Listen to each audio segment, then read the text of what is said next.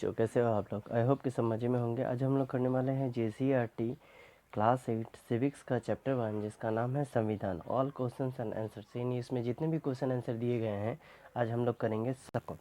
ठीक है, तो देर ना करते हुए चलिए शुरू करते हैं। और हाँ, अगर चैनल पर नए हैं तो लाइक शेयर सब्सक्राइब करके नोटिफिकेशन बिल को हिट कर दें, ताकि हर नए वीडियो का नोटिफिकेशन आपको मिलते रहे। पहला नंबर क्वेश्चन इसमें दिया गया है, निम्नलिखित प्रश्नों के उत्तर दीजिए। संविधान में वर्णित किन्हीं 5 मौलिक कर्तव्यों को लिखिए। ठीक है, संविधान में कौन सा 5 मौलिक कर्तव्य दिया गया है, आपको सबसे पहले वो लिखना है। तो इसका उत्तर हो जाएगा, संविधान में वर्णित 5 मौलिक कर्तव्य निम्नलिखित हैं। नंबर 1, संविधान का पालन और उसके आदर्श संस्थाओं, राष्ट्रध्वज और राष्ट्रगान का हमें आदर करना चाहिए। नंबर 2 हो जाएगा, स्वतंत्रता के लिए हमारे राष्ट्रीय आंदोलन को प्रेरित करने वाले उच्च आदर्शों को अपनाना चाहिए। नंबर 3 हो जाएगा, भारत की संप्रभुता, एकता और अखंडता को अक्षुण्ण रखना चाहिए, यानी उसको बनाए रखना चाहिए। पॉइंट नंबर 4 हो जाएगा, सामाजिक संस्कृति की गौरवशाली परंपरा के महत्व को समझना और उसका परिरक्षण करना चाहिए। और 5वां नंबर हो जाएगा, सार्वजनिक संपत्ति की सुरक्षा करना, यानी सार्वजनिक संपत्ति को सुरक्षित रखना चाहिए। चलिए बढ़ते हैं क्वेश्चन नंबर 2 की तरफ। क्वेश्चन नंबर 2 में है, भारतीय संविधान द्वारा प्रदत्त किन्हीं 3 मौलिक अधिकारों का लिखिए। तो भारतीय संविधान द्वारा प्रदत्त किन्हीं 3 मौलिक अधिकार हम लोग को दिए गए हैं। पहला है समानता का अधिकार। कानून की नज़र में सभी लोग समान हैं, इसका मतलब है सभी लोग देश का कानून एक समान सुरक्षा प्रदान करेगा। नंबर 2 है स्वतंत्रता का अधिकार। इसके अंतर्गत देश के नागरिकों को अभिव्यक्ति, भाषण, शांतिपूर्ण सभा करने एवं संगठन बनाने या देश के किसी भी भाग में आने जाने, रहने तथा कोई भी व्यवसाय करने का अधिकार प्रदान किया गया है। तीसरा है शोषण के विरुद्ध अधिकार। यह अधिकार मानव तस्करी, बेकार एवं जबरन श्रम, बेगार होगा यहाँ पर में, ठीक है, बेकार एवं जबरन श्रम को निषेध करता है। चलिए बढ़ते हैं नेक्स्ट क्वेश्चन की तरफ, जो कि है हमारा क्वेश्चन नंबर 3। क्वेश्चन नंबर 3 में दिया गया है, शिक्षा का अधिकार से आप क्या समझते हैं? तो इसका उत्तर हो जाएगा, शिक्षा का अधिकार विधेयक को संसद ने 4 अगस्त 2009 को मंजूरी प्रदान की एवं 1 अप्रैल 2010 से शिक्षा का अधिकार कानून यानी राइट टू एजुकेशन एक्ट जो था वो लागू हो गया। इस कानून के तहत बच्चों को अनिवार्य एवं निःशुल्क शिक्षा सुनिश्चित करने हेतु अनेक प्रावधान किए गए। इसमें शिक्षकों की नियुक्ति एवं प्रशिक्षण, निजी स्कूलों में बच्चों के प्रवेश देने की आरक्षण, स्कूल में मिड डे मील समेत अन्य आवश्यक सुविधाओं के विकास हेतु विशेष कदम उठाए गए हैं। चलिए बढ़ते हैं अगले क्वेश्चन की तरफ, जो है क्वेश्चन नंबर 4। मानव अधिकार से आप क्या समझते हैं? तो मानव अधिकार से तात्पर्य उन सभी अधिकारों से है जो व्यक्ति के जीवन, स्वतंत्रता, समानता एवं प्रतिष्ठा से जुड़े हुए हैं। इसमें संविधान में वर्णित मूल अधिकार के अलावा अंतर्राष्ट्रीय समझौतों के फलस्वरूप, अंतर्राष्ट्रीय जो समझौता होता है उसके फलस्वरूप संयुक्त राष्ट्र महासभा के द्वारा स्वीकार किए गए अधिकार भी शामिल हैं। इन अधिकारों में प्रदूषण मुक्त वातावरण में जीने का अधिकार, अभिरक्षा में यातनापूर्ण एवं अपमानजनक व्यवहार न होने संबंधी अधिकार, महिलाओं के साथ सम्मानजनक व्यवहार का अधिकार, ये सारे के सारे शामिल हैं। चलिए बढ़ते हैं अगले क्वेश्चन की तरफ, जो है हमारा क्वेश्चन नंबर 5।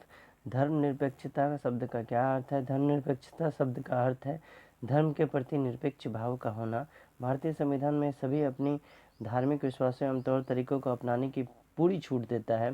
सबके लिए समान धार्मिक स्वतंत्रता के विचार को ध्यान में रखते हुए इस देश में धर्म और राज्य की शक्ति को एक दूसरे से अलग करने की नीति अपनाई गई है। धर्म को राज्य से अलग करने की इसी अवधारणा को हम लोग धर्म निरपेक्षता कहते हैं। चलिए, यहाँ तक का क्वेश्चन आंसर आपको बहुत सारे यूट्यूबर ने दिया होगा, लेकिन मैं इसके अलावा भी जो आपके बुक में दिया हुआ है उसको भी मैं सॉल्व कर दिया हूँ। तो चलिए वो भी देख लेते हैं। तो इसके अनुसार 3 नंबर में दिया गया है, भारतीय संसद में शासन पद्धति का उल्लेख कीजिए। हमारे देश में संसदीय शासन पद्धति को अपनाया गया है। संसदीय शासन प्रणाली शासन की वो व्यवस्था है जिसमें व्यवस्थापिका एवं कार्यपालिका के बीच में घनिष्ठ एवं सामंजस्यपूर्ण संबंध होता है। कार्यपालिका की शक्ति एक व्यक्ति का हाथ में ना होकर के मंत्रिमंडल या कैबिनेट में निहित होती है, और कार्यपालिका की शक्ति विधेयिका यानी जिसको हम लोग व्यवस्थापिका कह रहे थे से प्राप्त होती है, और यही विधेयिका के प्रति उत्तरदायित्व होता है। अब आते हैं क्वेश्चन नंबर 4। ये बुक का एक्स्ट्रा वाला है जो बुक के में दिया गया है, लेकिन कोई इसको करवाता नहीं है। भारत में संघवाद या संघीय ढांचा का वर्णन कीजिए। तो संघवाद सरकार का वो रूप है जिसमें शक्ति का विभाजन आंशिक रूप से केंद्र सरकार और राज्य सरकार अथवा क्षेत्रीय सरकार के मध्य होता है। संघवाद संवैधानिक तौर पर शक्ति को साझा करता है क्योंकि इसमें स्वशासन एवं साझा शासन की व्यवस्था होती है। आज़ादी के उपरांत से लेकर अब तक भारतीय संघवाद का स्वरूप जो है वो बदलता रहा है। अब बढ़ते हैं अगले क्वेश्चन की तरफ, जो है क्वेश्चन नंबर 5। क्वेश्चन नंबर 5 में क्या दिया गया है? भारत में स्वतंत्र एवं निष्पक्ष न्यायपालिका के लिए संविधान में किए गए प्रावधानों को उल्लेख कीजिए। तो भारत में स्वतंत्र एवं निष्पक्ष न्यायपालिका के संविधान में किए गए प्रावधान निम्नलिखित है। पहला, उच्चतम न्यायालय एवं उच्च न्यायालय के न्यायाधीशों की नियुक्ति राष्ट्रपति करते हैं, लेकिन उन्हें पद से मुक्त करने का अधिकार राष्ट्रपति को नहीं है। इनको महाभियोग चला करके हटाया जा सकता है। दूसरा है, उच्चतम एवं उच्च न्यायालय के अधीन कर्मचारियों की नियुक्ति तथा उनकी सेवा शर्त आदि का निर्धारण करना संबंधित न्यायालय का ही होता है। सरकार या संसद इस विषय पर हस्तक्षेप नहीं कर सकते हैं। उसके बाद है आपका इसका तीसरा पॉइंट, जिसमें दिया गया है न्यायाधीशों एवं अन्य कर्मचारियों का वेतन संचित निधि के देय होता है, लेकिन संसद इस विषय पर कोई मतदान नहीं कर सकती है। चौथा है, न्यायाधीश पद मुक्त होने के पश्चात सरकार के अधीन किसी भी पद को ग्रहण नहीं कर सकते हैं। चलिए बढ़ते हैं अगले क्वेश्चन की तरफ, जो है क्वेश्चन नंबर 6। क्वेश्चन नंबर 6 क्या है? एक लोकतांत्रिक देश में मौलिक अधिकार का होना बहुत जरूरी है। क्या आप इस कथन से सहमत हैं? अपने उत्तर के पक्ष में 3 तर्क दीजिए। हाँ, मैं इस कथन से सहमत हूँ, क्योंकि मौलिक अधिकार के तहत लोगों को समानता का अधिकार दिया जाता है, जिसका अर्थ है कानून की नज़र में सभी लोग समान हैं। मौलिक अधिकार के तहत स्वतंत्रता का अधिकार दिया जाता है, जिसका अर्थ है देश के नागरिकों को भाषण, शांतिपूर्ण सभा करने, संगठन बनाने या देश के किसी भी कोने में आने जाने की स्वतंत्रता प्राप्त है। तीसरा हो जाएगा धार्मिक स्वतंत्रता का अधिकार, जिसका अर्थ है लोग अपनी इच्छा अनुसार धर्म अपना सकते हैं। चलिए बढ़ते हैं अगले क्वेश्चन की तरफ, जो है क्वेश्चन नंबर 7। क्वेश्चन नंबर 7 में दिया गया है भारतीय संविधान।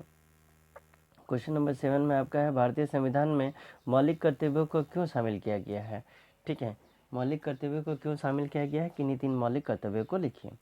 तो चलिए, हमारा संविधान देश के नागरिकों को कुछ कर्तव्य के पालन की भी उम्मीद करता है। देश की एकता और अखंडता को अक्षुण्ण बनाए रखने के लिए आवश्यक है। अब ये मौलिक कर्तव्य कौन से 3 हैं? तो चलिए मौलिक कर्तव्य हम लोग देखते हैं।